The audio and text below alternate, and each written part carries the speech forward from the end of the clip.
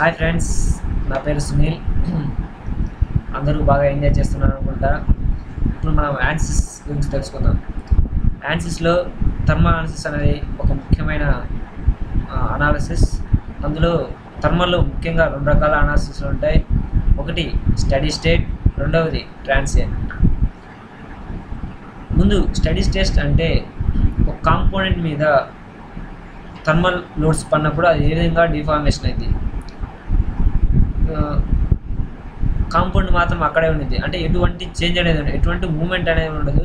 కానీ దాని మీద లోడ్స్ పడినప్పుడు, థర్మల్ లోడ్స్ పడినప్పుడు ఏ విధంగా ఉంటుందో ఇప్పుడు అనాలిసిస్లో చూద్దాం. ఫస్ట్ అనాలిసిస్ ఓపెన్ చేద్దాం. అందులో మెకానికల్ ఏపీడిఎల్ 14.5 ఓపెన్ చేయాలి. చూడండి, మనం ఓపెన్ చేస్తున్నాం. ఫస్ట్ వెళ్ళే ముందు యూనిట్స్ ఇచ్చేద్దాం. Units SI mm. ఓకే, ఇది ఒక పద్ధతి. Now go to file, change job name. మనం ఏ టైప్ ఆఫ్ ఏ అనాలిసిస్ చేస్తున్నామో ఆ టైప్ నేమ్ ఇక్కడ మనం టైప్ చేయాలి. థర్మల్లో చేస్తున్నాం కాబట్టి థర్మల్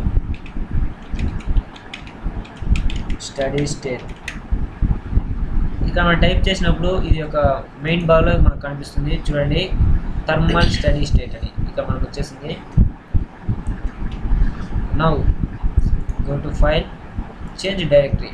ఈ చేంజ్ డైరెక్టరీ అనేది మనం రిజల్ట్స్ ఎక్కడ సేవ్ చేసుకోవాలో ఆ లొకేషన్ని మనం ఇక్కడ ఇంపోర్ట్ చేసుకోవాలి. యాన్సిస్ మనకు వచ్చే రిజల్ట్స్ అన్ని యాన్సిస్లో సేవ్ చేసుకోవాలి కాబట్టి ఇక్కడ యాన్సిస్ సెలెక్ట్ చేసుకున్నాం. Okay, file, change title. ఈ టైటిల్ అనేది మనకు స్క్రీన్ మీద కనిపిస్తుంది వర్కింగ్ ఏరియాలో.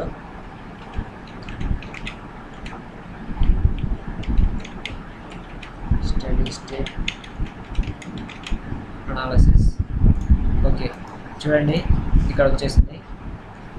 ఇప్పుడు స్టడీ స్టేట్ అనాలిసిస్ వెళ్ళే ముందు మనం ఏదైతే మన కాంపౌండ్ మీద థర్మల్ లోడ్స్ చేస్తున్నామో దాన్ని ముందుగా ఒక డిజైన్ సాఫ్ట్వేర్లో తయారు చేసి పెట్టుకోవాలి.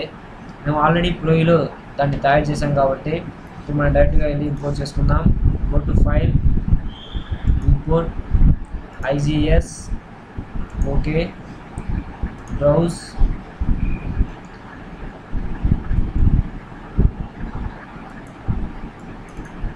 స్టాప్.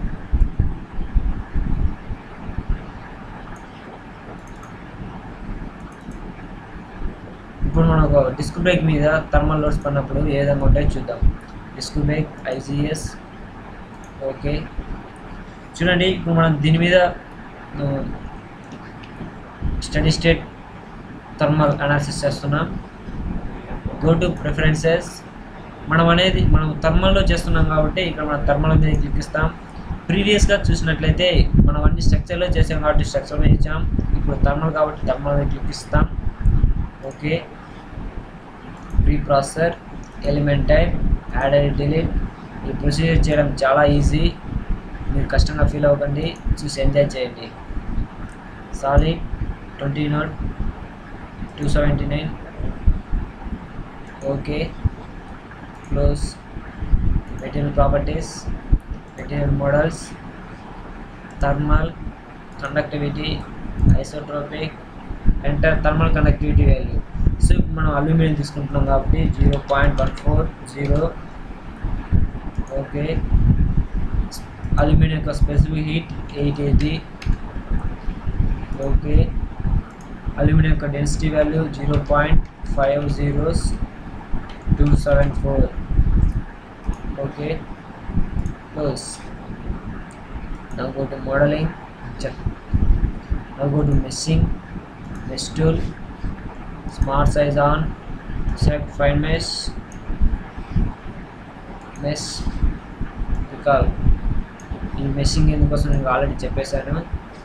సో చూడండి, మన కాంపోనెంట్ పూర్తిగా మెష్ అయిపోయింది. Now go to loads, define loads, apply, thermal, temperature. So మనం లోడ్ అప్లై చేసినప్పుడు టెంపరేచర్ థర్మల్ అప్లై చేసినప్పుడు మనకు డిస్క్ బ్రేక్ మీద టెంపరేచర్ ఎక్కడ పడుతుంది అంటే ఇక్కడ పడుతుంది. ఎందుకంటే మనకు డిస్క్ ప్యాడ్స్ మీద కాబట్టి టెంపరేచర్ రబ్బింగ్ యాక్షన్ జరగడం వల్ల అక్కడ టెంపరేచర్ పడుతుంది. సో మనం అందుకోసం దాన్ని క్లిక్ చేసుకున్నాం.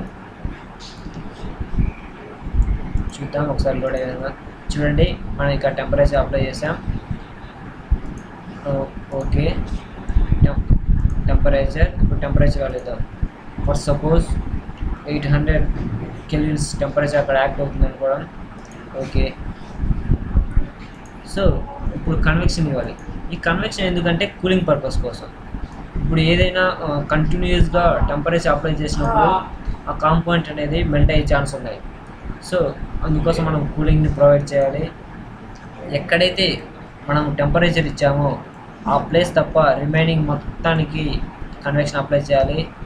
కానీ మనం కన్వెక్షన్ ఓకే చేసుకునే ముందు సమ్ కాంపోనెంట్స్ సమ్ ఏరియా అనేది మిస్ అయిపోతుంది.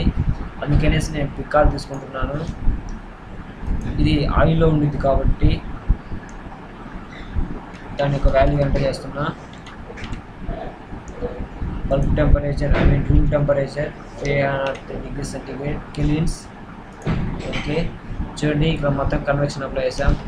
కానీ కన్వెక్షన్ ఇక్కడ మనం కన్వెక్షన్ పూర్తిగా అప్లై చేసాం. కానీ మనం ప్రీవియస్గా టెంపరేచర్ అనేది ఈ డిస్క్ ప్యాడ్ మీద ఇచ్చాం. సో అక్కడ కన్వెక్షన్ అనేది ఉండకూడదు.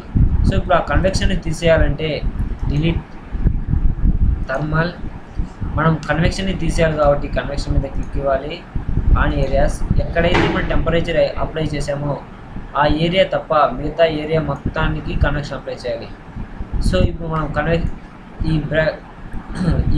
ఈ ప్యాడ్ మీద మనం ఆల్రెడీ టెంపరేచర్ అప్లై చేసాం కాబట్టి సో ఈ ప్యాడ్ మీద మనము కన్వెక్షన్ డిలీట్ చేస్తాను.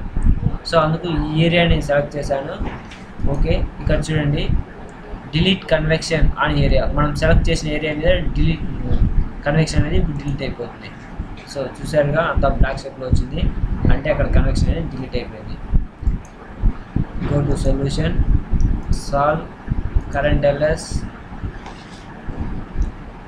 Okay, solution is done. Close in this window. Now go to general post processor, plot results, counter plot, nodal solution, DYF solution, nodal temperature, deformed shape with undeformed model. Okay, sorry for okay, చూడండి మన temperature apply చేసినప్పుడు అదే విధంగా వచ్చింది. Okay, మనం apply చేసిన temperature 800. So మనకు with in లిమిట్స్లో వచ్చింది కాబట్టి సేవ్ పొజిషన్లో ఉంది. దీన్ని సేవ్ చేసుకోవాలంటే report generator. Okay, as image capture. Okay, now go to nodal solution. ఇప్పుడు థర్మల్ గ్రేడియంట్ని ఫైండ్ అవుట్ చేద్దాం ఏ విధంగా వస్తుందో. Thermal gradient vector sum, deform ship and deform. Okay, చూడండి థర్మల్ గ్రేడియంట్ వాల్యూ ఫిగర్ ఎలా ఉందో. ఓకే, ఇప్పుడు మనం థర్మల్ ఫ్లక్స్ కానీ ఫైండ్ అవుట్ చేస్తాం ఏ విధంగా వచ్చిందో. చూడండి small deformation between two. So image capture. Okay, చూసారుగా ఎంత ఈజీగా ఉందో థర్మల్ అనాలిసిస్ అనేది. Thank you for